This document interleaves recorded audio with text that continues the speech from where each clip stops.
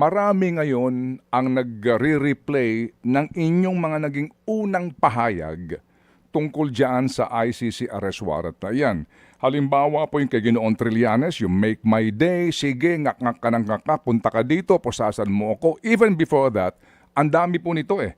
Even in our show, sinabi po ninyo, before pa ho yung arrest warrant na yan, na kapag dumating yan, I will be man enough, haharapin ko yan, hindi ako takot. And then, yung eksena po na napanood ng mga Pilipino na kayo nagkukumahog na tumatakbo at iniiwasan yung NBI, how do we reconcile that?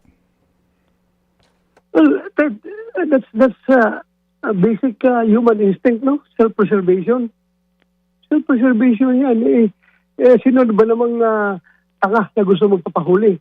Sabihin na lang niyo ako na ako ay, okay lang, sabihin niyo ako na ako ay duwag. Pero hindi ko po matanggap na sabihin niyo na ako ay tanga na nagpapahuli. Alam na puhulihin ka, magpapahuli ka.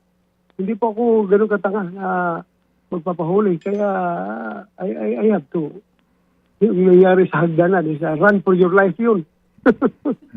Opo, pero yung nga pong pagpapakumbaba ngayon, pero yung pong inyong dating-dati, no, na matapang, yung pong inyong dating na challenging, yung pong walang takot, di ba? Make my day.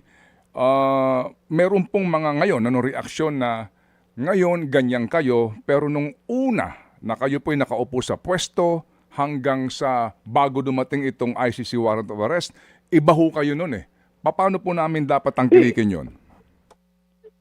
Kasi noon naman kasi, Ted, binigyan ako ng assurance ng Pangulong Marcos na never kami ni President Duterte pagkakanulo niya sa ICC. Yan sabi niya sa akin, 2 beses eh, na huwag ka maniwala dyan ba to? Hindi ko papasukin ng ICC dito dahil wala yung jurisdiction sa atin. Hindi na tayo membro ng ICC. Hindi kayo magagalo ng ICC. Kasi kung gagawin ko yan, na is papayagan ko yung ICC makialam dito sa atin, after President Duterte, after you, sinong next? Baka kami na naman ang pakialaman ng ICC. So bakit ako papayag? So gano'n katapang yung aking stance noon. Dahil alam ko, ang stand ng Philippine government is not to cooperate with the ICC.